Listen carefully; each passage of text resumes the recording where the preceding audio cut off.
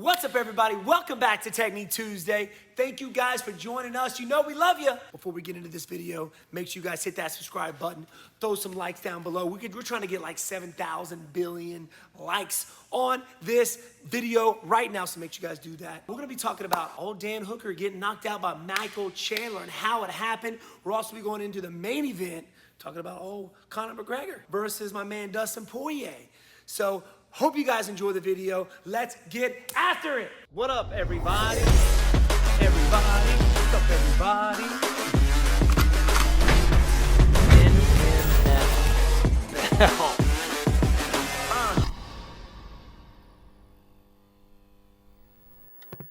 All right, as you guys know, I'm gonna need a partner, and I need my man, Sweet Tea! Tony. There you are. I didn't even see you. Where were you, bro? Beverly Hills Ninja. Refer to me as the Great White Ninja. You actually look like one of those white pants. I am Haru of the Takagura Dojo. All right, guys, we're going to be talking about this dude, Michael Chandler, coming from Bellator, was the champ there, and crushes the number 8 guy in the UFC. I didn't even think that was going to happen. You know I thought Dan Hooker was going to be able to keep him at bay with his range. To be honest, it looked to me like Dan Hooker kind of froze a little bit. Not sure if he was worried about the wrestling and getting taken down, and that's why he kind of hesitated a little bit. He seemed kind of slow. He seemed just not all there in terms of his typical approach to fighting, so who knows what happened. So let's talk about this. Let's go over this real quick. All right, so Michael Chandler had, his left foot in front, correct? They're both orthodox fighters. They're both orthodox, closed stance. And right off the bat, Michael Chandler was closing the gap really quick, throwing that 2 to the body. Maybe Dan Hooker was thinking he was going to use that 2 to shoot for the legs. But every time he changed his level, you saw, Hooker kind of fade back a little bit, kind of move back some. It looked like Chandler, obviously being the shorter guy, his direct target was the body. The body. Right? He was close. Yeah, he was like as high as the body. But whenever he would hit Hooker with it, Hooker didn't really do much reaction off of that body shot. The one thing Hooker was doing the whole time was circling away from the power hand, which is typically what you want to do. Exactly. With somebody who just brings power, which Chandler does. So he was just backing up and constantly just circling away. So he would get hit, didn't really draw a reaction out of Hooker, and then... which is very deceiving because, like you said, like when I fought my last opponent, I knew he had a big power on the left hand, so I tried to stay away from it. Michael Chandler can throw some bombs with both hands, and he led himself right into Michael Chandler's left hand. Threw that right hand as he was circling to his left. It was almost like a lunge hook. Like he just came over top, like he was running out. Boom. You saw George Masvidal do that to Darren Till. Same kind of thing. Li Jingliang in last weekend when he knocked out Ponzinibbio lulled the opponent to sleep by just throwing the one strike. The one strike. And Dan Hooker definitely fell into it. Didn't expect the second one, using that explosiveness that you talked about Chandler having. Didn't expect number 2 to come. So when number 1 hit, he was just kind of like nothing else. Boom! And just clocked him on the chin. It would put anybody down. I see people get caught with that a lot. And not because it's just a basic right hand, left hook, but the way they go about it. Like when they throw the right hand, they change the level, correct? So like Usman does this a lot. He'll throw a 2 to the body, he changes his level, and sometimes he uses it to shoot for the leg. For somebody like Michael Chandler facing somebody like Dan Hooker, I guess he was trying to use that to make him think he's shooting for the leg as well. Or maybe just kind of conditioning him a little bit as the rounds go on. If he doesn't move, he's got the takedown there. So Michael Chandler with the 2-piece knockout against Dan Hooker. So Michael Chandler, I think, is going to be great for this division because he's so well-rounded. Like you see him wrestling Usman all the time. Yep. You know what I mean? And he's got a great team out there. Gilbert Burns grappling, and he's got one of the best mitt-work guys striking, Henry Hoof out there. So he's got a great team, man. I think you'll see some big. Yeah, did you say Luque? So real quick before we get into the main event, what do you think's next for Chandler? Dana White mentioned maybe he's fighting Poirier for the belt next. But you got Oliveira sitting out there with 8 wins. In your opinion, who fights Poirier next for the belt? As a fan and as a fighter, I'd say he should fight Oliveira. But 100%. As a promotion like the UFC and kind of where they're leaning, the entertainment business where they're kind of leaning towards that, I think it should be Poirier next. I mean, and after that WWE style call out, right? Post-fight call out, I mean, That's definitely the money fight. That is. But like you said, like the fighter's fight is Oliveira. Yeah, and it's one fight. He fought the number, what, 6 or 8 guy? I don't know. Hooker was ranked number 6. Number 6. So I want to see more of Chandler in the UFC. Put him together against a really good grappler. And Maybe see, throw him against Gaethje. See how he does against Gaethje. Gaethje, that would be bomb. That would be so. What? Oh, there's just so much in that division that he could be.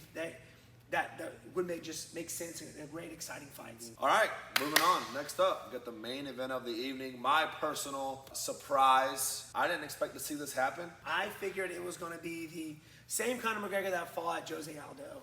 With the great movement, the in and out movement, which he didn't have this fight, which I think why it played into Poirier's hand to throw those low calf kicks. They were just there. And he just didn't have the movement, you know. He didn't have the aggressiveness as you saw when he fought Cerrone. And I thought Dustin Poirier's toughness was gonna bite him in the butt because he does seem to get hit a lot. He does, because he And stands I in the figured pocket. McGregor's shown his power. He was gonna be able to take him out. But man, He were we wrong? We were way wrong. He couldn't hit him with his left Kudos hand. to Poirier Poirier and his two team thumbs down up, there, bro. That man. was awesome. You guys, that was awesome stuff. So, But why do we think this happened? Why do Yes. we think this knockout happened? Let's look at it on Conor McGregor right now. Like, why do you think those, obviously the low calf kicks is what started the knockout. Why do you think that was? yep.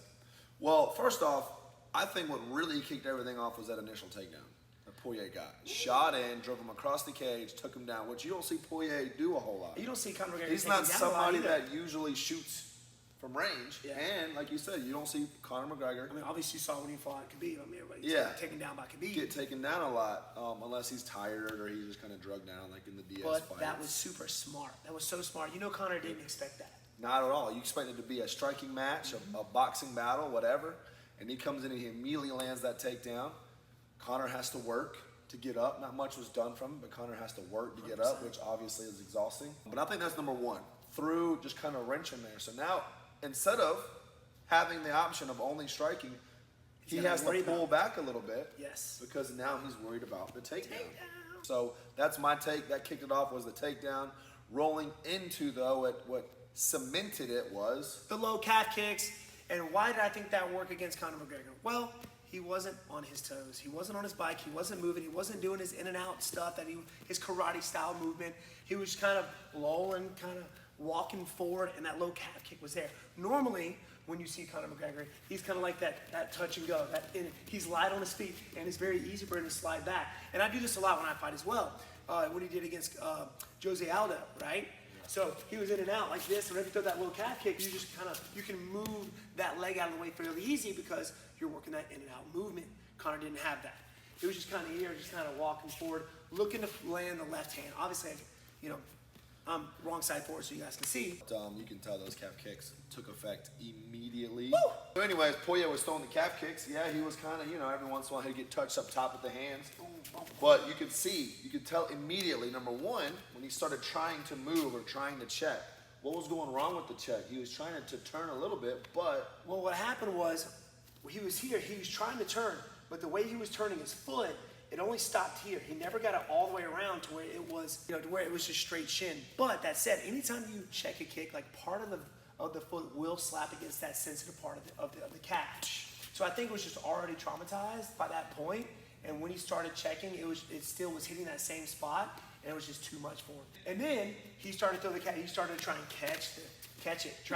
He was doing everything he could to try and prevent him from throwing that low calf kick. But for Conor, it was just too late. He let too many slip by. And going 5-minute rounds, having that in your head too. We got freaking 4 more rounds of we this. got 4 more rounds. It's only been 1 round. My calf is dead.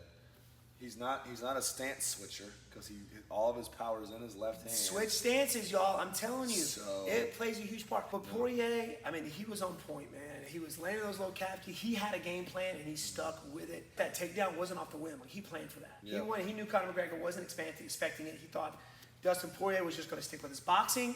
But when he started implementing his takedowns, then he started implementing his kicks, his low calf kicks, and with his boxing, that's what brought everything together and put him out in the second round. Yeah, man. So there you have it. Let us know. Let us know what you thought about the fights. Let us know who do you think should be next for Poirier. Should it be Oliveira, Do Bronx? Should it be Michael Chandler for that money? Because you know that's super hype right now. It is. And should Khabib come back to fight either of those guys? Oh man, Khabib's on that. Khabib is at that legendary status.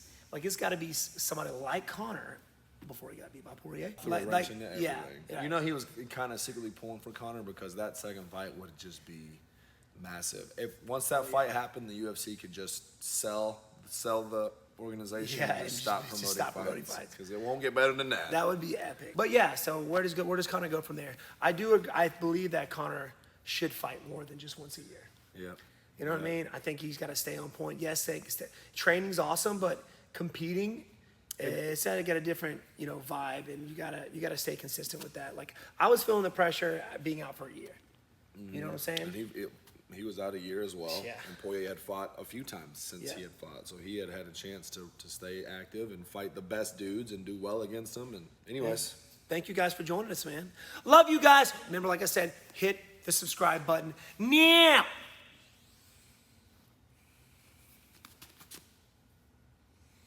I think mine's bigger. Peace.